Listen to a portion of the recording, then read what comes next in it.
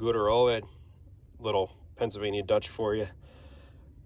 This evening on Klein's Garage, we're going to be taking a look at this 2005 E320 CDI. This is the OM648 motor. This motor was in the 05 and 06 E320 CDIs. If you have an 07 and up, this video doesn't directly apply to you.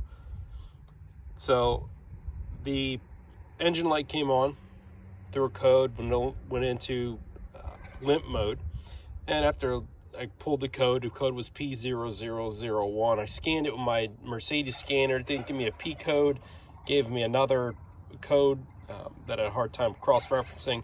So after a little bit of diagnostic work, I determined that this control valve right here is your high pressure pump right in front of the engine. This control valve failed. So I ordered another one off of FCP Euro. I like that site.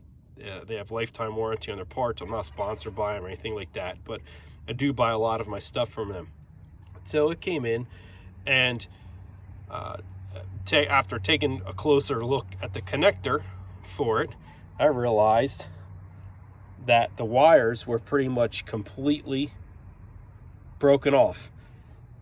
And so the valve itself most likely was not bad. This car is over 250,000 miles on it, so I figured, you know what, I already got it, I'm just putting it in.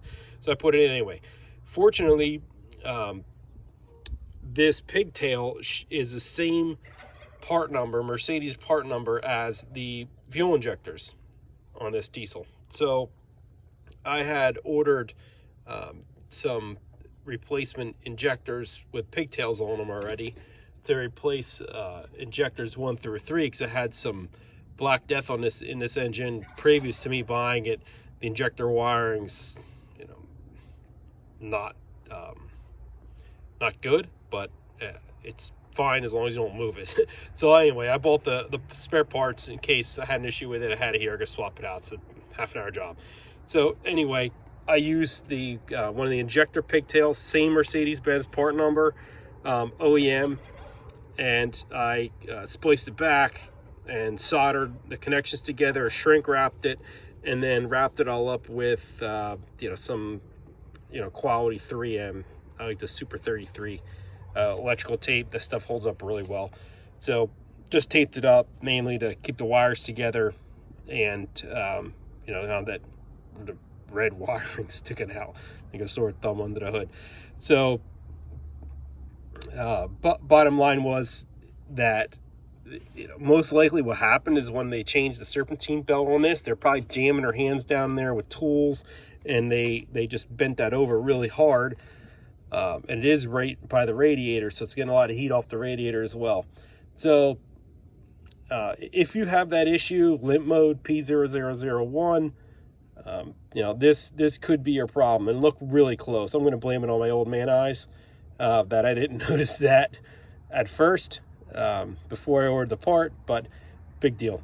So hopefully you guys can find some benefit out of this video.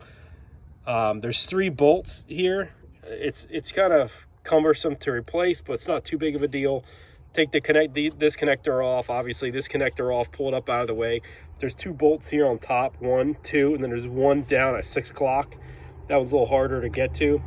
So do yourself a huge favor and clean out. I just got a piece of wire and cleaned out the Torx on those, so your bit seats in there well. Last thing you want to do is strip those things out, because it'll be a nightmare to try to get to it. You end up having to pull the condenser and radiator and everything else out to get a drill in there to drill it out. So clean them out and it'll come right out. They're not torqued in or tight. I don't know what the spec was, but felt probably like, I don't know, 10-12 pounds or something like that. So as always, gentlemen and ladies, have fun, stay safe.